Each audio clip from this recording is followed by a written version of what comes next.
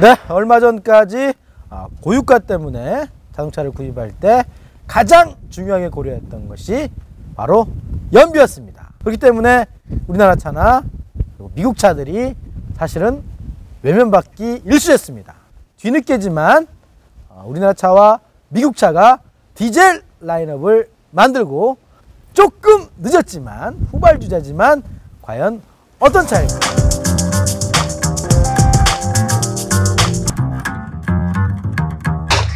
네, 지금 이 차는 유럽 디젤 세단이라고 광고가 마구마구 나오고 있죠. 지금까지의 판도를 바꾼 유럽 디젤 세단.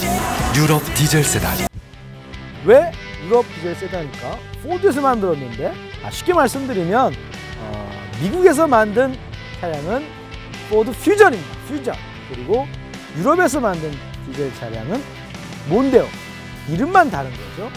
그 유럽에서 만든 그 디젤인 몬데오를 국내로 들어온 거죠. 제가 알기로는 스페인에서 이름만 다른 거고 나머지는 다 똑같습니다. 이 앞에만 보면 어떤 명차가 떠오르십니까? 에스톤 마틴, 굉장히 영국 차의 자존심이죠. 명차 수억 원을 호가하는 그런 차량의 앞모습을 거의 그대로 구현해 놓은 그런 느낌이 듭니다. 그래서 제가 좀 알고 봤더니 아마 포드 이 차의 수석 디자이너의 친형이 또 에스톤 마틴사에서 디자이너로 활동했다고 합니다. 그렇기 때문에 아무래도 서로 밥 먹으면서 주고받고 하다가 야 너도 이거 한번 해봐 이런 식으로 한번 가지 않았을까 해서 지금 이런 디자인이 나왔습니다. 굉장히 저는 멋있는 앞태를 갖고 있다. 그리고 이 포드 다이나믹 LED 시스템도 딱 박아놨고 헤드라이트, 라디에이터 그릴 그리고 밑에 있는 안개등까지 굉장히 역동적인 외관을 갖고 있다는 말씀을 드릴 수 있겠습니다. 몬데오의 옆모습입니다. 어떻습니까? 뭐 특별하거나 독특하거나 그런 건 없습니다. 전형적인 세단의 안정적인 모습을 약간 전고는 좀 낮게 됐다는 생각이 듭니다. 제가 좀 커 보이니까. 그리고 4870 5m가 채 되지 않는 전장을 갖고 있지만 그래도 작아 보이지는 않습니다. 전체적인 몬데오의 옆모습은 굉장히 안정적으로 잘 달릴 수 있는 차분함을 주는 모습을 갖고 있다는 말씀을 드리겠습니다. 몬데오의 뒷모습을 보고 계십니다. 저는 뒷모습을 촥촥촥 얼핏 봤을 때 K3, SM 이런 느낌이 난다고 합니다. 진짜로.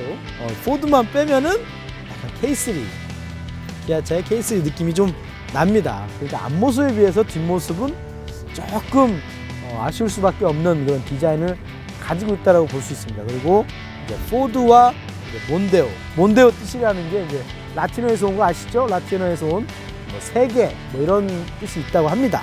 뒷모습을 보게 되면 이제 트렁크 공간을 살펴보도록 하겠습니다. 트렁크 공간은 보면 좀 열리는 것도 약간 좀 허접한데 쭉 소리가 납니다. 쭉 소리도 나고 아주 그 고전적인 좋게 얘기하면 클래식 요즘 트렌드가 아닌 유압식이 아닌 그냥 수동식 트렁크 공간도 좁아 보입니다.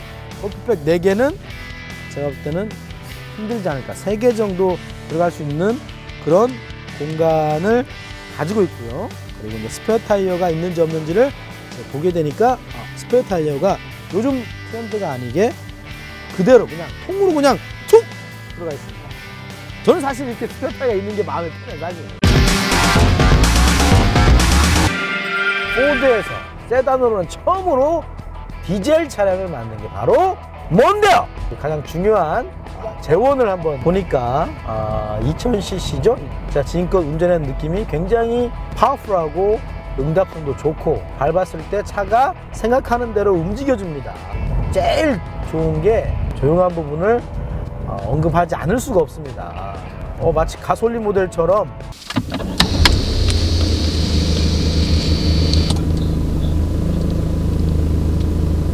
굉장히 조용합니다. 그러면서 아까도 고속이었는데요 엄청 조용했어요. 어떤 차들은 막 이렇게 가거든요. 나 달려! 이러면서 막 엔진 자체가 이러는데 차 묵직하니 아주 그냥 그 침묵하면서도 젠틀한 어떤 그런 멋있는 중년 신사 같은, 그리고 솔직히 바깥의 소음도도 일반 디젤이나 같은 급에 비해서 저는 한 데시벨이 반절 정도, 거의 동급 차종, 제가 볼 때는 넘버원인 것 같아요. 타는 사람 족족 다 가솔린 아니야? 이렇게 물어볼 정도로 깜짝 놀랐어요. 사실은 공식 복합 연비가 15.9km입니다. 와우, 높은 연비죠. 3 시리즈보다는 자 크고 5 시리즈가 좀 작다. 가격이 얼마인지 아십니까? 이 차가 가장 비싼 게 4,330, 가장 싼 게 3,990. BMW 3 시리즈는 그보다 훨씬 4,500만 원 이상입니다. 다만 대한민국에서는 선호도가 아메리카냐 저머니냐, 그런데 4천만 원대 초반이기 때문에 저는 굉장히 경쟁력이 있다. 경쟁 차량을 회사 측에서는 폭스바겐의 파사트라고 얘기했습니다. 전 느낌으로 가지 않습니까? 김대훈 기자가 판단하는 몬데오와 파사트의 비교평가 우위는 누가? 이거는 다음 주 파사트 편 끝날 때 한번 제가 말씀드리도록 하겠습니다. 갑자기 흥분하다 보니까 목소리가, 계기판은 저는 개인적으로는 뭐 다른 미국 차들에 비해서는 마음에 듭니다. 그렇지만 센터페시아 이 부분에 대해서 생각을 많이 갖게 만듭니다. 소니? 옛날 소니죠. 소니와 제휴를 맺어서 그러니 약간 느낌 자체가 좀 일본풍이고요. 좀 세련되진 않은 것 같아요. 그 내비게이션은 역시 우리나라 진이를 박아놨는데요. 이거 찾으려면 사실 엄청 힘듭니다. 밑에 보면 hold for 내비 이렇게 스티커로 이 화살표가 꾹 눌렀더니 나옵니다. 그런 약간의 단점이 있습니다. 드라이빙 모드는 사실 없습니다. 그냥 일반 노멀 모드와 스포츠 모드. 근데 이제 그 변속기가 직선으로 위아래로 올리다 내리다 보니까 그냥 무심코 S로 들어가는 경우가 많이 있어요. 그러면 S로 가고 있는 겁니다. 왜 이렇게 차가 잘 나가지?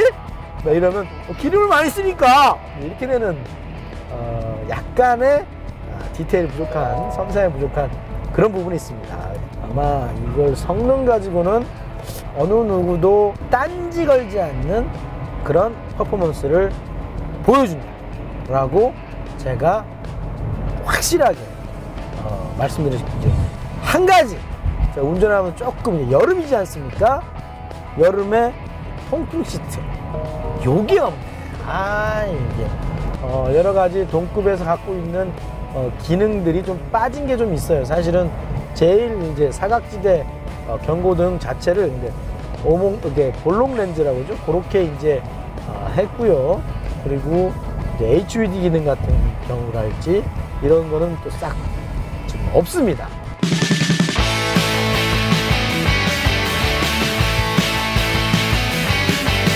생각보다 훌륭하고 뛰어난 성능을 보였다는 생각입니다. 미국 차에 대한 생각을 바꾸게 만든 차임이 분명하다. 저는 또 디자인도 마음에 들고요. 뭐 제일 적은 차는 4천만 원도 안 되는 3,990만 원. 그럼 넌 사겠어? 라고 물어보면 제가 추천하고 싶은 즐겁게 드라이빙한 차 중에 하나로 머릿속에 남을 것 같습니다. 여러분도 경험해 보시고요. 지금까지 레알 시승기 3.0의 김대훈 기자였습니다. 다음 주에 더 멋진 차로, 아니죠? 파사트로 찾아오겠습니다. 안녕히 계십시오.